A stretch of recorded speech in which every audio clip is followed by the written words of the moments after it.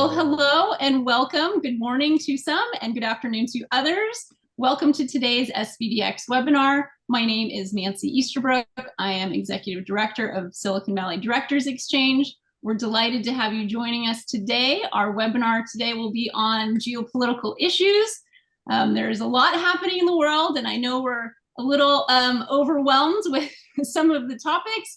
We only have an hour today, but we will do our best to cover the hot topics that we think are most relevant for board directors. As always, we encourage you to submit your questions via the Q&A button on your Zoom. We will do our best to fold those into our conversation today. Like I said, it is a 1-hour webinar. We will take questions throughout the session, so don't wait until the end.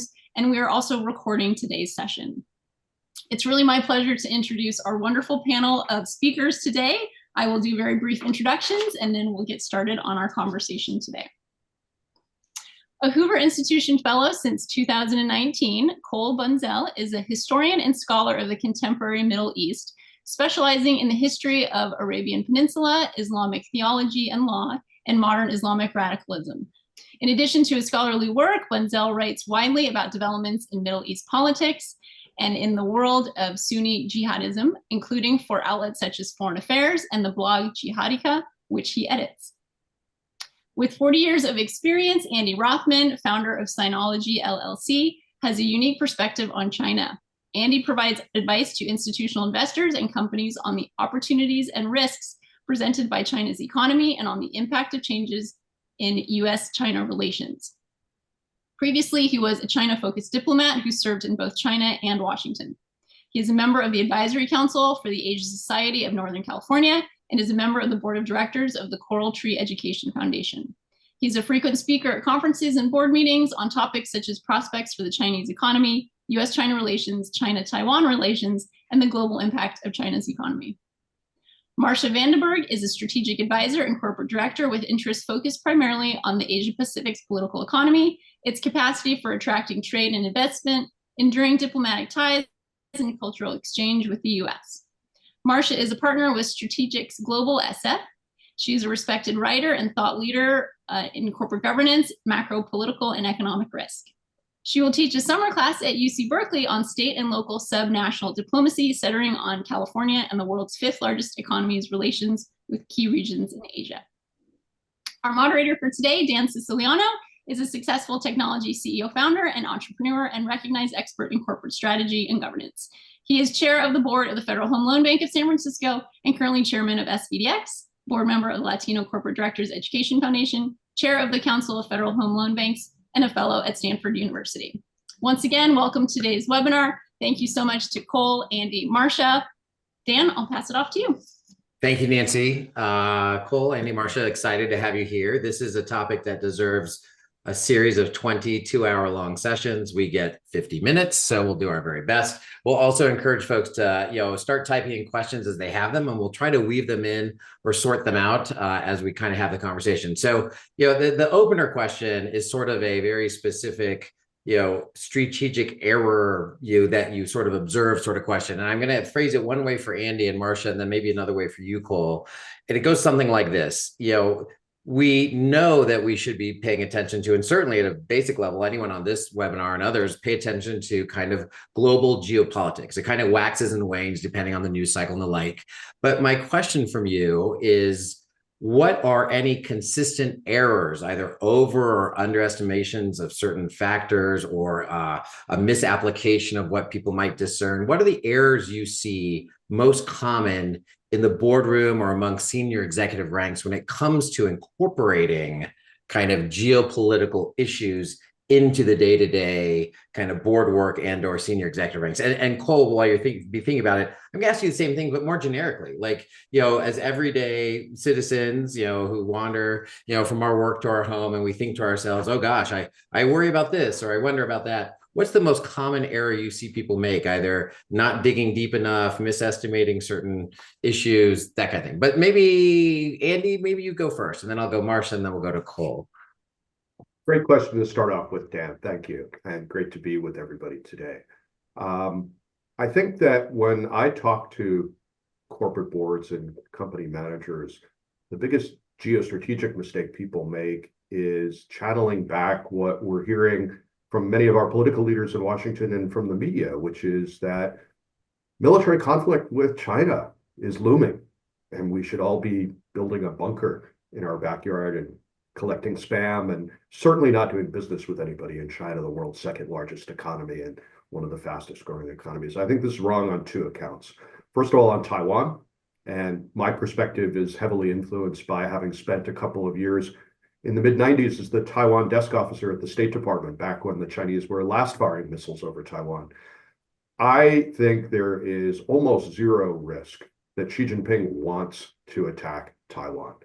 I think the only reason he would use force against Taiwan is if he felt that he was being backed into a corner by the United States, and that's unlikely to happen, but the tensions are there. The other big strategic mistake that I think people are making is assuming that China wants to take over the world, that, as the previous administration said, China wants to tear down the global institutions that the US built after World War II. This is not the Soviet Union. I think that China has gotten rich and powerful by playing in our organizations.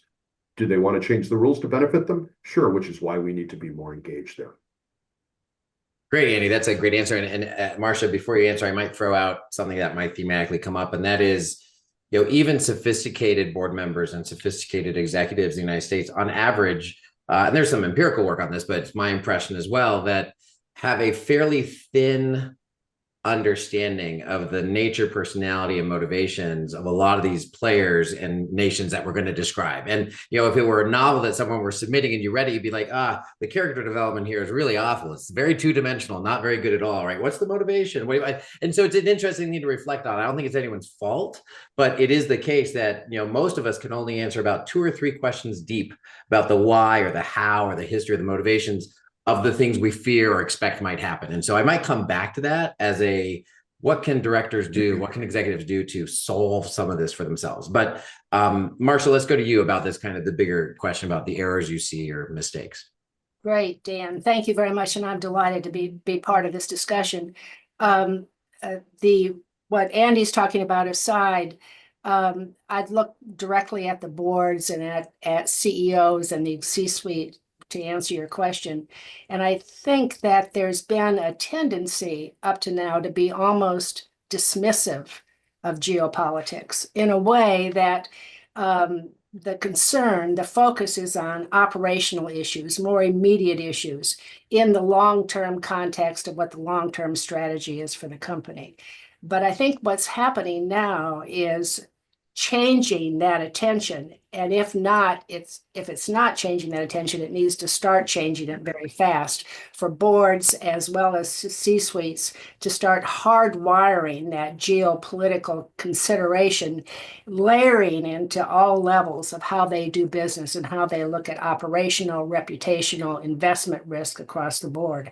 And how they do that is really going to be critical going forward, because that geopolitical risk, Andy's talking in terms of US-China relations. It's not just US-China, it is really global, the geopolitical risk, hence geopolitical.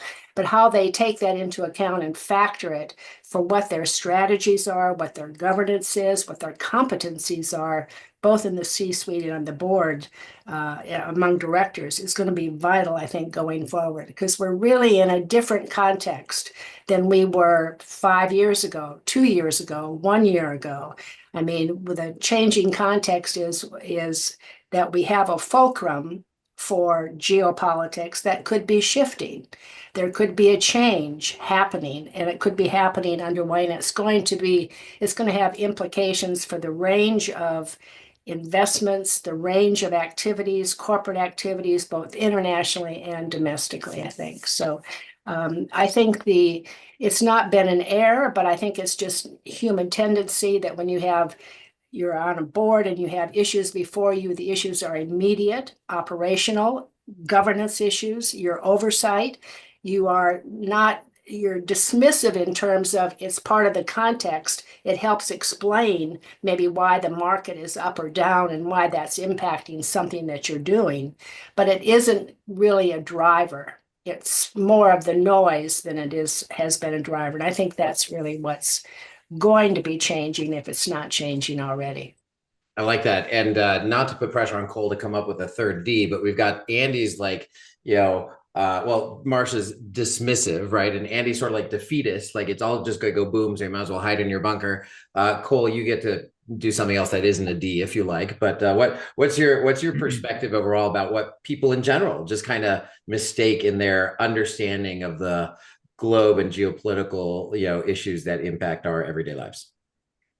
Well, I think one of the large misperceptions you see, particularly on college campuses, which is where I am, perhaps not in corporate boardrooms so much, is the perception that the main political divide in the Middle East, which is the region I study, is between Israel and its neighbors, and the Arab world, including Iran. But if you talk to some of the leading Sunni Arab states in the region, what they're most concerned about is not Israel. In fact, they're quite content to either normalize with Israel or leave Israel alone, make peace with it. What they're really fundamentally concerned about is Iran and what they perceive to be its expansionary, revisionist aspirations in the region, which are carried out via a series of proxies that they have set up and or funded and aided in other ways, going from Lebanon with Hezbollah to militias in Iraq and what were in Syria till the recent takeover of that country by what used to be a jihadi group,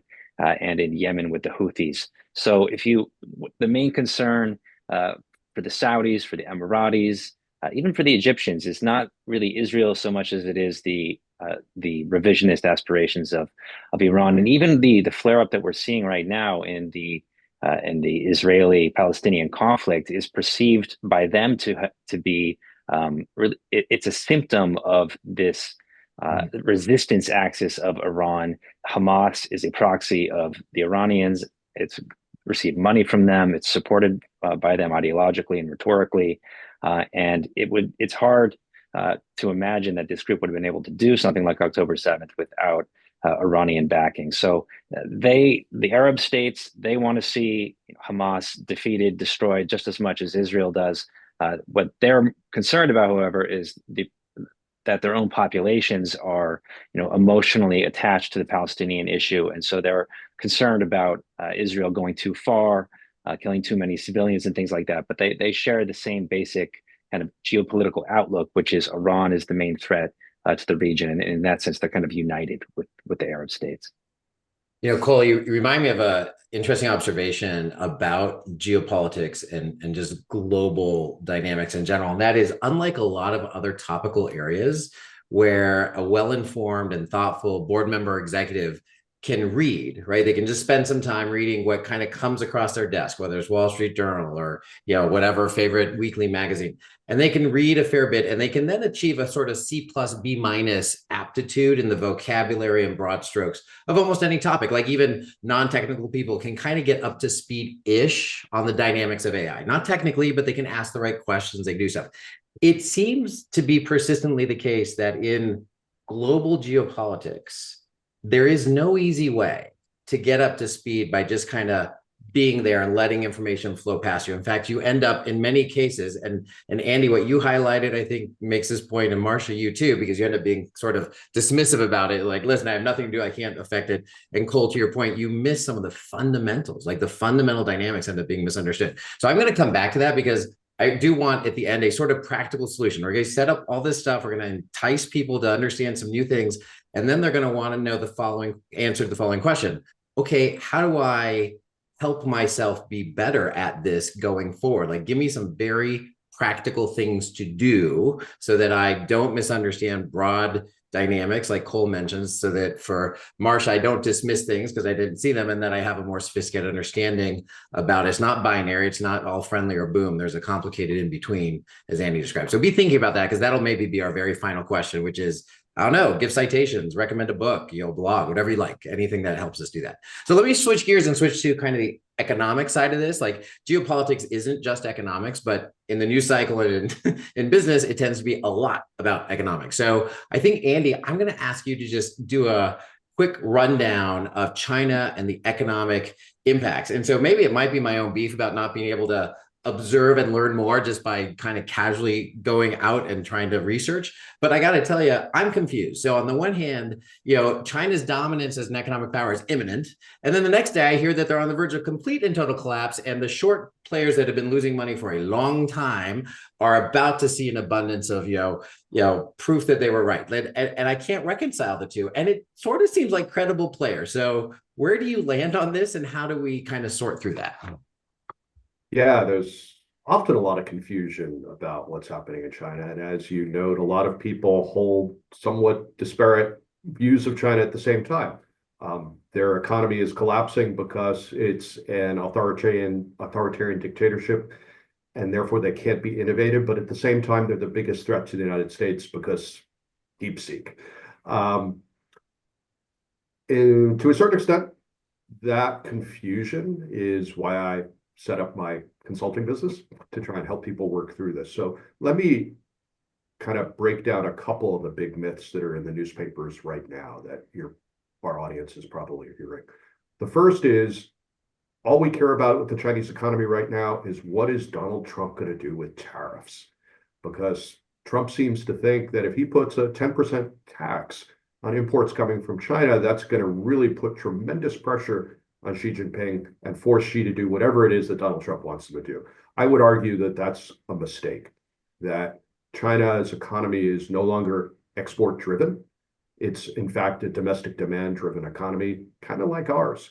Net exports, the value of a country's exports minus their imports, is only about 2% of China's GDP.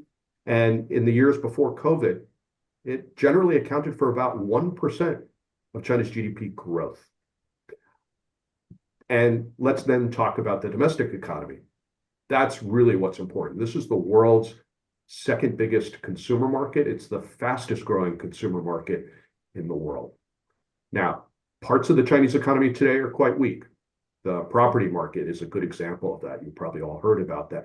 For example, sales of new homes on a square meter basis last year fell 14% year over year. They're 42% below where they were in 2021, but it's not going to be a repeat of our housing crisis, because unlike here, people put a lot of cash down. Up until last year, the minimum cash down payment for a primary residence was 30% of the cost of the house. Now it's 20%. For an investment property, it's about 60%. And I had 3 mortgages when I lived in China, and I can tell you that the due diligence on the part of the banks there was way more intrusive than anything I've been through here. But some of the parts of the economy are doing decent. Per capita household income growth was 5% year over year last year. Electricity consumption, a good proxy for industrial activity, was up 7% year over year and 35% higher than in 2019 before COVID. So this is why, despite the slowdown, the IMF forecasts that China's going to have the second fastest GDP growth of any major country after India this year and next year, and it's going to account for about 20% of global economic growth this year and next year. That's a bigger share of global growth than from the G7, including the US combined. So I think those are some of the misperceptions that a lot of people have about where the Chinese economy is heading. Andy, can I ask you a question, which I'm going to pose to everyone else based on their regions to a certain extent, and that is, so I have to admit I'm a recovering lawyer, but really an economist by training, right? And all Stanford, so lots of biases come with that. But so the demographics and the age factors that play out in China, that gets a lot of attention. Very contrasted with India, for example. Can you make a comment on how that matters? And also, I'd love it if you could link it to the political impulses of China. Now, there's a lot of theories, some seem sound, some less so, about the age groups that dominate within a particular country and the political behaviors that emerge from that. So could you just give maybe 2 minutes on the demographics, aging, how that impacts the economy, and if you like, throw out something about the politics?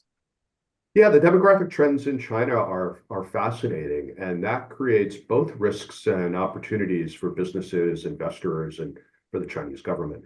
So China's population is getting old.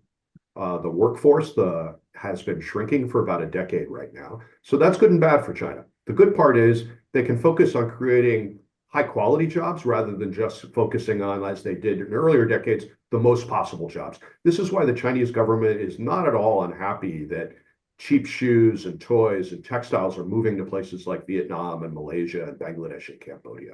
They don't need those jobs anymore. They are also now putting a tremendous amount of money into education because they know that they need to have a young population with the skill sets to handle more advanced jobs that are more value added than making shoes and toys. And so the number of university graduates in China over the last decade has pretty much doubled while it stayed flat here. Also, another thing to keep in mind is that these demographic changes are well mapped out, are slow and gradual. And so we know that it's not likely that China is going to be as old as Japan is today until about 2050. So this is a really slow moving thing. So it's not at the top of my list of worries about China for investors or companies for, say, the next 15 to 20 years. Could I jump in there? Sure, and then we'll go to Cole. Go ahead, Marcia. Yeah, please. I'm sorry if you No, want. no, please do. Yeah. But I just want to build on what Andy is saying, because if I'm on a corporate board and I'm considering doing business in China, I want to know that macro picture that he's describing, from the demographics to the economics to the politics, the players and so on. But if I'm already in China, I'm going to be watching what's happening in Washington and the tariff situation and the possibility of a tariff war. And I'm thinking about my supply chains and where my supply chains are going to be hampered or going to be effective and what I need to do. And I might need to be scrambling now for that one supply chain, but the second supply chain, I can be thinking longer term. So I'm saying the information that you get about geopolitics is really, really critical, both the macro perspective and then how you take that and how you drill down. And I think that's part of the answer to your question that you want to bring up later on. But I just want to add it because it's fresh in people's mind. And I think that's part of how boards and C-suites have to parse the expertise that comes from people like Andy and Cole. That makes great sense. I'm gonna tie that back in when I come back to you. Okay. Cole, I wonder if you could add maybe an economic analysis to Saudi Arabia, or MENA as a whole, but Saudi Arabia in particular, and how we can kind of discern what's really happening there and what impact that has. And Saudi Arabia is one of the most interesting, dynamic countries right now in the Middle East. It's since 2016 embarked on what's known as Vision 2030 transformation project. It's trying to wean itself off of its reliance upon oil and really transform its economy, society, even politics in some sense. Society, it's been easy, surprisingly easy, for the crown prince, 39-year-old all-powerful crown prince of the country, Mohammed bin Salman, who goes by MBS, to, in a sense, liberalize the country, creating spaces for men and women to interact, creating entertainment zones, ending restrictions on women's dress. They have to cut their hair and things. That's no longer the case. They can drive. The religious police are gone. It's like I started going to the country more than 10 years ago, and I can't. It's the change is kind of just mind-boggling, and what they've been able to accomplish. And whatever pockets of resistance there might be are very silent about their resistance. Well, sometimes Uber drivers will tell you what they really think, but in general, the country is very much behind MBS, particularly the young population. They see they're 2030, this Vision 2030 emblem. It's all over the country. It's on billboards. It's on textbooks. It's on just about anything issued by the government. And so they're trying to build these mega cities on the Red Sea. You've probably heard of NEOM, and a lot of this is funded by a almost $1 trillion sovereign wealth fund that they're using to kind of seed these projects. They've had a little more difficulty attracting foreign direct investment. The US and the UK are the leaders in that regard, but they're looking for investment in technology and infrastructure. AI is something that's now on their radar. Some of these mega projects that they're trying to create are really just mind-boggling in scale.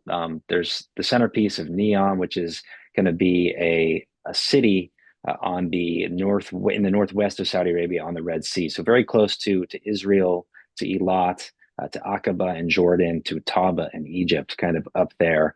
And they're trying to create a 100-mile long skyscraper that's supposed to be a city that can house millions of people.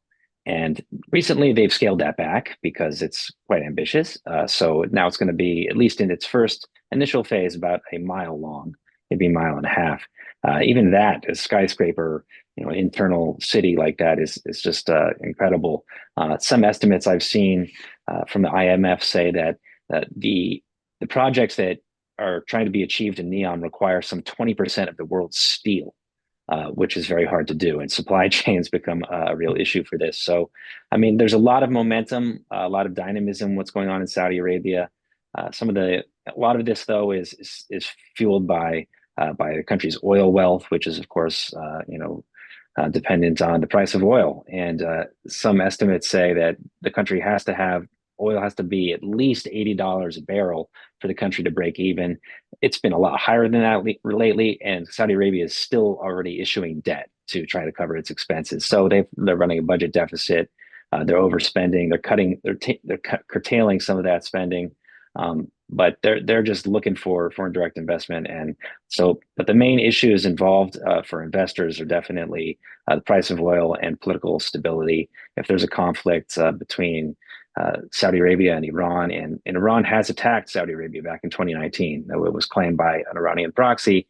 The Iranians did attack their oil facilities in Abqaiq and northeastern Saudi Arabia in 2019. They've attacked via proxy the UAE in 2022. So there's certainly potential for another flare-up of hostilities, and so we'll see. A couple of follow-up questions. So one, anyone who is a deep fan of science fiction can give you the 5 science fiction seminal works that describe MBS's project of a many mile long skyscraper, by the way. So it's kind of interesting, and there's some evidence that speaking to his demographic, I kind of wanted to comment on that. So he's young, he's 39. We think of that as young, but what's interesting is the median age in Saudi Arabia right now, and throughout MENA, it's a little lower. It's about 29 point something, depending how you look at it. That's the median age roughly of India, median age roughly of Israel, median age roughly of Iran. United States, by comparison, is 38 point something. It's about to hit 39. China is 41 plus. Depending on how you count it, you can get a little lower, a little higher, depending. So where does that factor in? Like, this is it sounds like a highly dynamic economy, even if at a national level they're going into deficit spending, which by itself is not a negative thing per se. It just is a thing. Mm-hmm. So how do we think about that as a strategist in a boardroom in a multinational corporation? How should we think about the demographics that are positioning Saudi Arabia and what that means for the future? Well, it's a growing country, and MBS, one of these constant refrains is that there's some 70% of the country is under 30. I think it's not quite that. But that is, as he perceives it, his demographic base. I mean, that's the base of his support. The older, the more conservative Wahhabi or Salafi Saudis of a previous generation, they're just not going to be catered to any longer. And we're going to go forward, and we're going to, make progress. So, I mean, to that extent, he seems to have a lot of popular support. It's support, however, which is premised on this new idea of Saudi Arabia as not being a state rooted in a particular religious doctrine, Wahhabism, as it has long been, but a state rooted in notions of stability, prosperity, security, things like that. So if you have a huge dip in the price of oil, if the country has to really curtail a lot of its spending, it could lead to major disappointment and disaffection with MBS and his centralization of power. So the greatest, I think, worry about Saudi Arabia is that it will devolve into a more oppressive dictatorship. Right now, it's certainly an authoritarian state. There's no democracy. People are imprisoned for objecting to the ruler. But most of the people that you talk to, at least most of the people that I talk to, are quite content with the new social contract. That contract is dependent on going forward and making progress, becoming a more prosperous society. And that really does depend on the price of oil for now. Yeah, that makes a lot of sense. Not counting the dependency on the price of oil, I think a lot of historians would say democracy, authoritarian regime, or other, the social contract is a function of economic stability. As soon as things aren't as rosy as one would expect, or people are very disappointed, things go south fast, regardless of the kind of government structure. But it's an interesting point. We might come back to that as I want to compare with Iran versus Saudi Arabia and what we might expect. But Marcia, I wonder if you could round this out with, as a director on boards, when you look at international economics, considerations, and I think Andy opened the door for tariffs and, other related impacts. What do you look at as a director from the economic international perspective right now? What are the things that are very top of mind if you said, oh, you need to be paying attention to A, B, and C? Oh, you're muted, by the way. Apologies. So I think, thank you, Dan. A, B, and C is Washington. I think we have to be watching what's going on in Washington. We have clearly a circumstance where the zone is being flooded, and the executive orders coming out fast and furious are making their mark on international business as well as domestic business. I think we've got to really watch what's happening in Washington. And then we have to have, and at another level, I mean, the New York Times this morning is really saying on the front page, we are looking square in the face at a constitutional crisis in this country. That makes Washington A, B, and C again of what boards have to be paying attention to. Because whether the US still at this point, it's going to make a difference for how international business and how international boards, how international C-suites conduct their business. We've got to really pay attention. And if you want to bring it home, just look at what the DEI executive orders are, the confusion that is seeding in corporate boardrooms. They're trying to sort it out. There was a Sullivan and Cromwell legal advice given via the Harvard Law School Corporate Governance Forum that said boards and C-suites, you've got to really pay close attention because we expect further developments. And if you are doing business with the federal government, you really come under these DEI regulations that are rules that are being included as under the executive order. You're affected. And that's a lot of businesses that do business from toilet paper to rocket ships. I mean, they do business with the federal government, and that means whatever they call DEI comes into question. And there's a worrisome little twist to it because one executive order gives instruction to the Department of Justice to look at the private sector and see where they see egregious examples of DEI policies, and then follow through on that with a report that's due in 4 months or some such thing. But in that, there's a lot of leeway for what is egregious and what's not egregious. Now, it could play out that it's just a shame and blame game because this administration is intent on eradicating anything it considers woke. But it could lead to something that's more chilling for business in this country. Then we have a look at another area too, the SEC and the configuration of the SEC. The politics of the SEC are going to change by virtue of who's at the helm and who's really on the commission. And that has import for what businesses are doing across the board. It has import for the other regulatory agencies that they are affected by in this country. And if you look at those, if you consider what those regulatory agencies are on, even if they're not in the sights of the executive order coming out of Washington, they are still chilled by that Chevron decision that came out from the Supreme Court. That's going to make a difference. That questions the authority of regulators to set regulation that affect how you do business, how Y does business, how Z does business. So I think that what's happening domestically in our country is very much an international issue. There's another fill-up that came out yesterday. I mean, it's just been so fast and furious, it's hard to keep up with. But this pulling back on the enforcement of corruption, I don't have the acronym in my mind, but it's the corrupt Practices Act. Foreign Corrupt Practices Act. Thank yes. you, Dan. I knew you'd have it at the top of your head. It's pulling back on that, on the enforcement of that. So I think that's, it has to do with the quality, it has to do with the institutions that underpin, how we've done business all these number of years, and has to do with the quality of business. So I'll rest there. I'll go on and on, but there's just a lot to say. But To your point, A, B, and C Marcia, is Washington.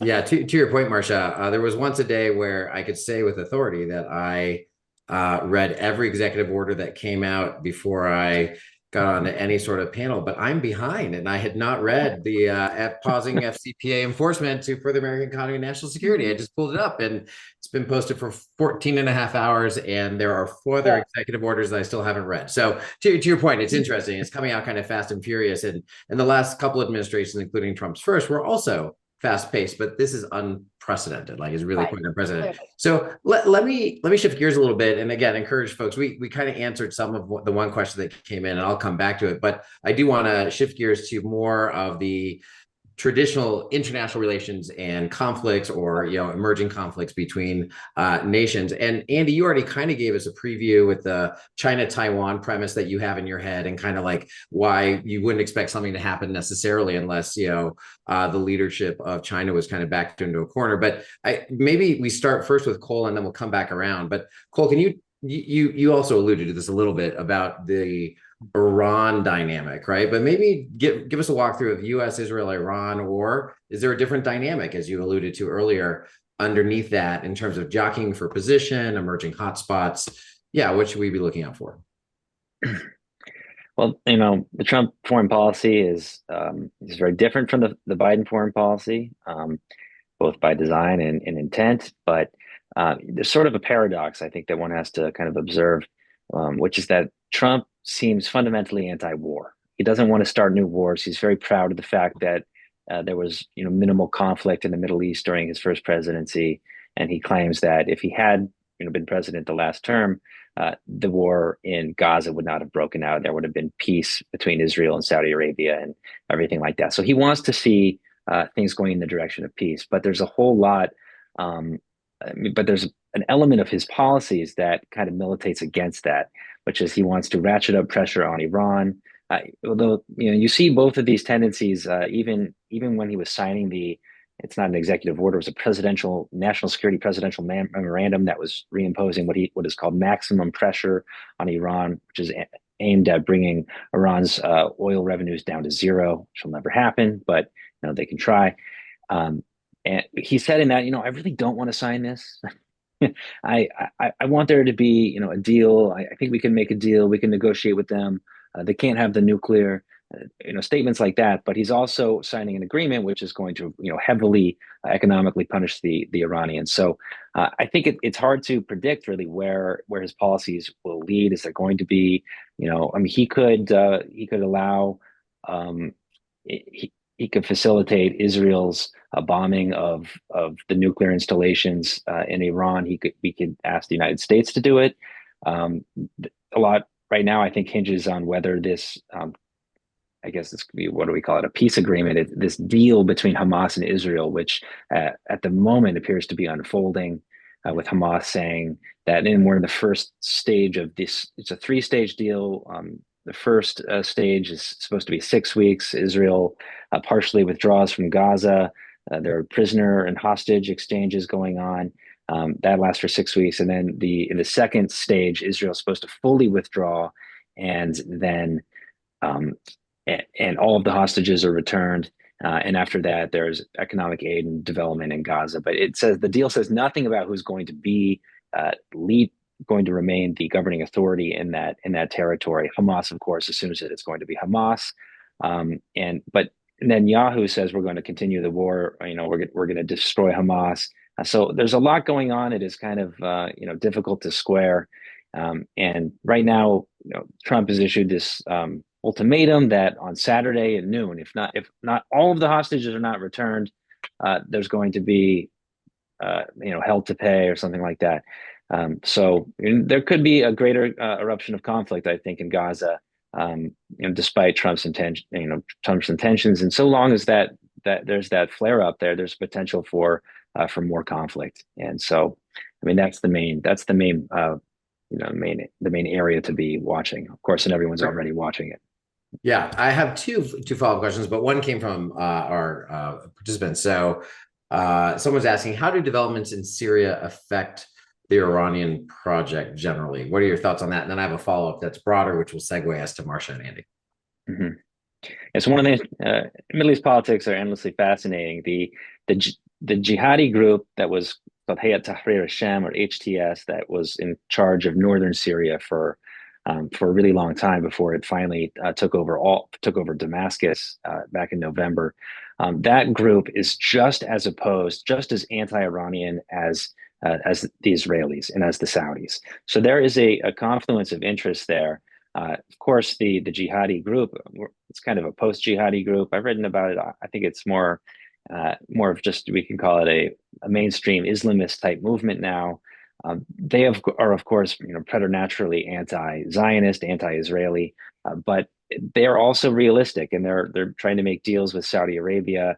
They've said, we're not interested in a conflict with Israel. So I think that there's potential, at least in the short term, the near term, even in the medium term, for there to be kind of a peaceful coexistence, not peace, but relative lack of conflict between Syria and Israel and its neighbors. And Iran has basically lost its influence there. So that's a major. Iran has really lost a lot of its power over the last several months, with Hezbollah being decimated, with Syria, and the Assad regime was essentially a client state of the Iranians. And so they've lost those two jewels, and so that has really weakened them.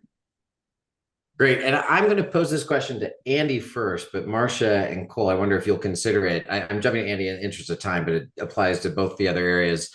And that it's the following specific. Since Andy already kind of highlighted the China, US, Taiwan thing, I have a follow-up question, but it has to do with something that's playing out on the domestic front. And that is, every time a new administration takes office, there is turnover in the civil service. That does happen. But Trump's first administration was characterized by above average turnover, all things equal. And this administration is being characterized by a magnitude more of turnover, particularly in the senior non-political ranks. And we don't have full visibility, but it's happening across all the agencies. And one of the observations is that the most senior people who are non-political but high repeat players with their counterparts abroad are leaving the scene. And there's several theories that come from this. One, it says it might disadvantage us because there's kind of insider repeat knowledge that's lost and kind of back channel capacities and but also arguably could destabilize things because repeat players below the political level oftentimes have a sort of detente level of trust, right? Even if they're frenemies, like they know the ex-military leader or whatever won't do certain things, or they can call them up and cool things down. So my question for you in the China context, so China, US, Taiwan, is assuming this is playing out and I don't have direct information about this, but assuming that on average, the key players at state in military ranks, et cetera, are turning over at a higher rate at the senior level, do you think that has implications for stability in the region? Does it increase the risk of a surprise accidental conflict that escalates because there's no middle players to de-escalate it? Or how does that play out? Should we care? Do we care a lot? What do you think? And then, by the way, Cole and Marcia, I'm going to ask you kind of similar questions of the same vein. Andy, what do you think? Certainly, we should all care a lot because this has a big impact on how some of the toughest geostrategic and international economic issues are handled by our government. And this is across a broad range. So I spent 17 years in the Foreign Service, State Department, mostly working on China. And when I talk to my friends in the State Department, most of them are gone or they're looking to leave. And this creates a number of problems. And at the other side of it, the Trump administration just canceled the annual Foreign Service exam that was scheduled for a month or two from now. So where are the next group of diplomats that are going to be running things in 25 years going to come from? Another problem that we have now, I think, is that we're running short of people at the policy advice and senior policy advice and policy making levels who've spent time in China and who know normal Chinese people. I contrast that with people who fly from Washington to Beijing for a few days, yell at and get yelled at by the Chinese Foreign Ministry counterparts. And this leads people like our past Secretary of State to say in public multiple times, there are no private companies in China. Now, those of us, especially on the West Coast, who've been traveling to China and meet normal people, have been doing business with entrepreneurs there for years. So this kind of misunderstanding of how Chinese society and the economy runs is important. And then on the mistake and communication side that you mentioned, my biggest fear, as I mentioned earlier, is not that Xi Jinping is getting ready to attack Taiwan. There is no evidence that he's doing that, and I don't think he would do that because it would be an incredibly stupid thing to do. My biggest concern is a repeat of what we had in, say, 1999, when the US Air Force accidentally bombed the Chinese embassy in Belgrade. I was working in the American embassy in Beijing at the time, and the Chinese government reaction, not surprisingly, was to bus people to our embassy to throw rocks and Molotov cocktails into my office window. But that was handled and brought down in temperature quickly by experienced diplomats on both sides. A couple of years later, in 2001, a Chinese fighter jet accidentally ran into a US propeller spy plane off the coast of China. Most people don't remember this, but the US plane had to make an emergency landing on Hainan Island, and the aircrew was basically held hostage for a week by China. But it was resolved to the point where almost nobody remembers this. Military to military communications, people who are used to speaking to each other so that when the next accident happens, could prevent it from spiraling out of control into a broader conflict that neither side wants. That's really important. And if we don't have people who have the skill sets and the contact points to do that, then we run a big risk. Thanks. Okay, I appreciate that. Kind of the answer I expected.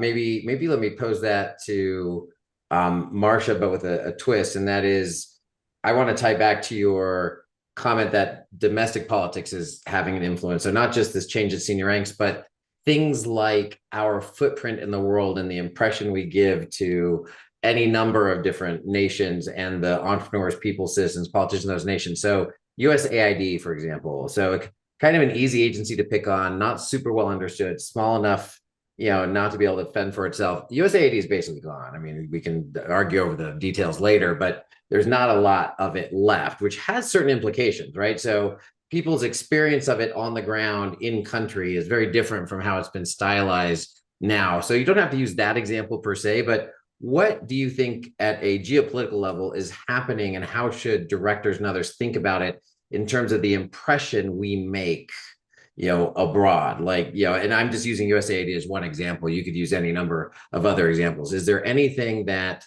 we should be thoughtful of about a changing nature of the world's perception of the United States? Or maybe you might argue, Dan, that perception has been changing for a long time. This is just, one of many other things that are happening. What do you think, Marcia?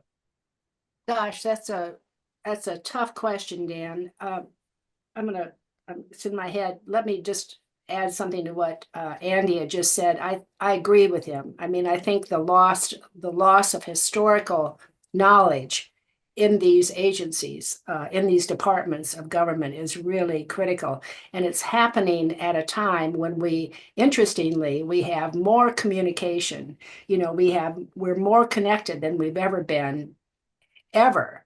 And the opportunity for misinformation and miscalculation as a result of misinformation is that much greater, which maybe brings me to a response to your question. I remarked to myself the reaction from the president of Panama to the statement that came out of the State Department that said Panama was going to do X, Y, and Z in response to Secretary Rubio's visit to Panama. And this was going to solve things. Well, the president of Panama said it's full of lies, it's wrong, it's inaccurate. I don't recall a head of government really being that critical of a statement coming out of a lead department in the US. And I think that that is perhaps I don't want to say the tip of the iceberg, but it is an example of, I think we have to, if we're in the private sector and we are a corporate board and we are doing business or planning to do business anywhere in the world, I think we have to be aware that there is changing ground underneath our feet at home. And we don't know where that changing ground is going to end up. And I don't like to be negative. I mean, you know, there are people who say, yes, our government was too big. The size of the bureaucracy is too big. But I do have to question the cudgel approach taken by an unelected, you know, unconfirmed individual who has a reputation for trash and burn. I mean, have to question that. But at any rate, I think as people in the private sector, we have to be aware that there is a shift and that we're going to be questioned and that things may not be as they once were, that things are changing. I would very much like to be in the corporate boardroom of companies like Apple, like Google, the companies that are very internationally situated, and how they are responding to some of these things, how they are factoring it in and trying to keep the oil on the water, so to speak, and how they're doing their business. So, great, you know, Great. No, be there, but anyway. I appreciate that answer, and it's kind of what makes sense and is sort of obvious. And we might remember the last question I'm going to ask you is like, how do directors get a leg up? What can they look at? What can they go to? But in the next few minutes, I want to talk briefly about innovation, and then we'll switch to the what should directors do. On the innovation side, Andy, one question to you. And then Cole, another question to you, and it has to do with UAE and Dubai and sort of financial innovation and sort of and I'm telling this now because I realize I didn't preview this question at all. So if you could be thinking about the idea of economic innovation, whether it's around blockchain or other, there seems to be an appetite for it in the Middle East. I wonder if you have thoughts about how deep that runs, what motivates that, and what that presents as opportunities for US companies. But Andy, can you talk to us about, at the very least, the DeepSeek surprise challenge that is, you know, it's symbolic of certain things that pop up once in a while for China, which is the thought was that all things equal, China's capacity to foster domestic companies to compete in AI had been much, reduced in a number of ways. But you end up with the DeepSeek, issue. It surprises us with lesser chips and less money. Performance was almost on par, and in some cases exceeded. You can comment specifically on that if you like, but can you analogize more broadly, perhaps, to innovation coming out of China and what that means for thoughtfulness on US competitiveness? Great question. And I think using DeepSeek as an illustration of how Americans think about China is really useful. It's kind of a Rorschach test when I say DeepSeek to board members, to investors, to journalists. How do we think about China? It reflects really how people feel about China. Is China an interesting, cool place that's really innovative and we should collaborate with? Or is it a really, really scary place? So the responses I'm getting to DeepSeek are, wow, there's just no way that a bunch of Chinese guys did this without stealing our IP or stealing chips that they weren't supposed to have. Because China's an authoritarian regime, there can't be real innovation, right? I mean, they don't have political freedom. We've seen this before, of course, in China. We've seen it with responses to TikTok, to Huawei, to ZTE, going back to the first Trump administration. Other people are saying to me, well, clearly the US export controls on chips didn't work. In fact, it backfired in a way in that it created more pressure for innovation and led them to be more innovative. And historically, we can go back and see how this has happened before, right? The US has used export controls to try and stop China from developing nuclear weapons, from developing space launch capacity, from developing their own GPS system, from developing their own semiconductors. And each time, all it did was accelerate domestic innovation, and that's happening again. So that leads other people to say, okay, let's triple down on our export controls because we can't possibly let China do whatever it wants to do. So then you get back to people calling it our Sputnik moment with DeepSeek. So think about how we and Eisenhower responded to Sputnik in 57, right? Primarily, our response was to double down on federal support for basic science education, for R&D. But now our response with China is, well, let's not spend any more money on R&D and education in the United States because we don't care about that. Instead, let's just try and hold China back, and that's clearly not going to work.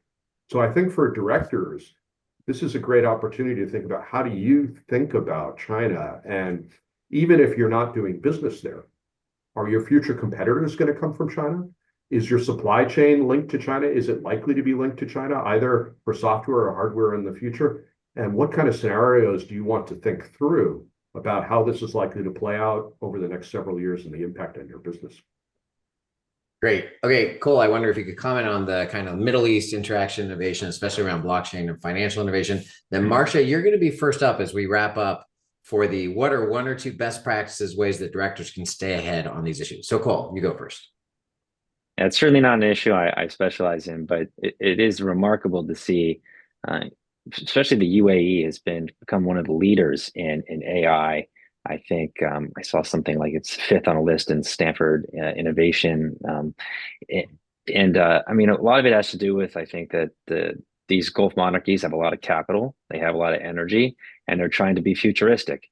And they want to be ahead of their competitors, and they see a lot of these futuristic mega projects running on advanced technology. And so, Neon, for instance, is supposed to be all green. It's supposed to be robots catering to everyone and all their needs. So, and it's a very natural fit for them. There's no ideology involved. It's just, capital investment brings smart people here, and it requires a lot of energy to run these data centers. So it does make a lot of sense to me. No, that all by itself is a really interesting insight, which is there's no ideology involved here. It's about the deployment of capital in an efficient way that matches to a vision of the future. Whether or not it pans out that way is a different question, but right. Behavior is highly consistent. So I like that a lot. Well, so Marcia, you get to go first, and we're going to go Andy and Cole. What one or two things, either best practice, a resource, or a thing to do in the short term, should those on the webinar do to enhance their capacity to follow and or understand these issues?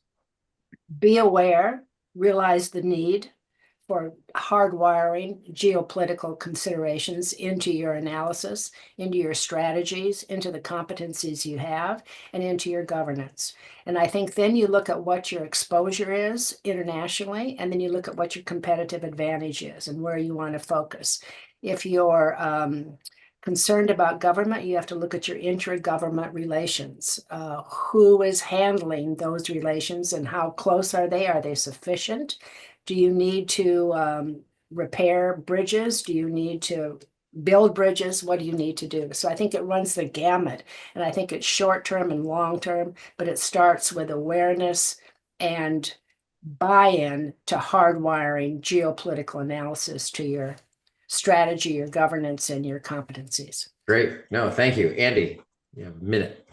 So what I'm working with directors and institutional investors on is a few things. One is on China, the world's second biggest economy, getting the facts right, understanding what's good, what's bad, what's likely to happen in the Chinese economy, away from the headlines, which are often misleading. The second is thinking about how to get inside the heads of the two guys that are really going to make all the decisions about the world's two biggest economies. It's kind of scary that it comes down to two guys, but what drives Xi Jinping and Donald Trump? What motivates them? What do they understand, not understand? What are they likely to try and get out of whatever negotiations are going to come next? And then finally, some scenarios planning for what the volatility is going to shake out to be, because we really don't know for sure how these conversations and the tariffs and the export controls are going to work out. So every company needs to be thinking about what the risks and opportunities are there, even if you're not doing business in China now, because your supply chain might go through there.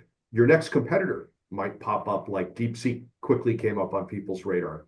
And so thinking through what the options are, because you probably don't have the option of just saying, I'm not going to do anything until the Xi Jinping and Donald Trump get it fixed.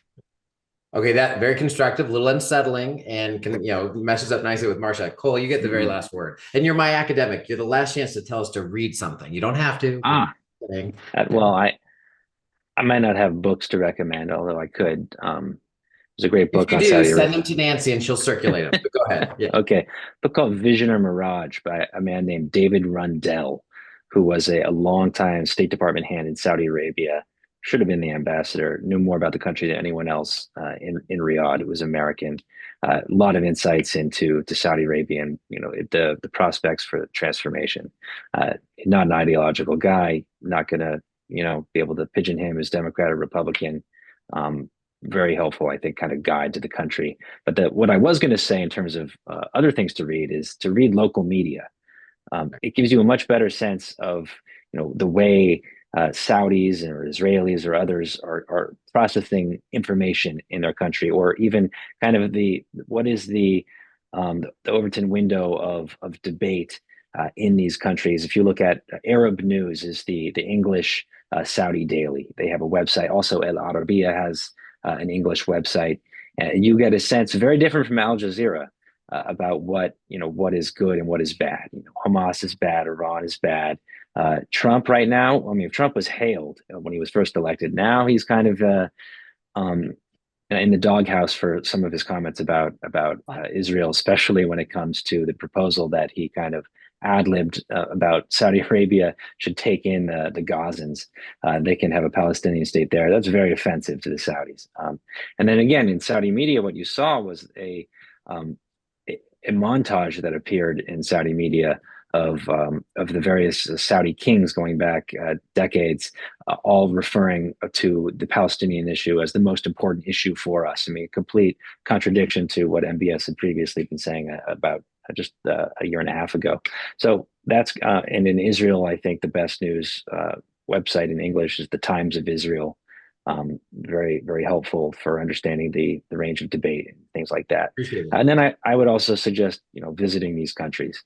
Yeah, Saudi Arabia used to be always a a good place that suggestion. was very hard to visit. Now they are desperate for people to come. There's this annual future investment forum. Yeah. They love people to come. I mean, you can go to Neom, you can go do tourism now. Gives you a sense of what they're doing. I mean, Saudi Arabia is going to host the 2029 Asian Winter Games. Winter Games in Saudi Arabia in a ski resort that hasn't yet been built. So, I mean, there's just so much going on. It's a little like flooding the zone here in America. It's hard to keep up with, but being there certainly helps. Fantastic. I'm going to cut us off. I've gone over our time, but it was just so much fun. Yeah, did you hear that, chairs of audit and governance? An expert has recommended you go to these places to better understand your company strategy. Keep that in mind. And I'll just finish by saying thank you very much. And consistent with what you said, Cole, my dad, a lifelong career state guy, said that don't ever judge and don't engage until you've read what they read and you watch what they watch, and then you'll be way better off. So I think that's a very good advice. So appreciate your time. Appreciate all your contributions. Thanks for everyone sticking with us an extra 4 minutes. And we look forward to talking to you again sometime, I hope. Thanks.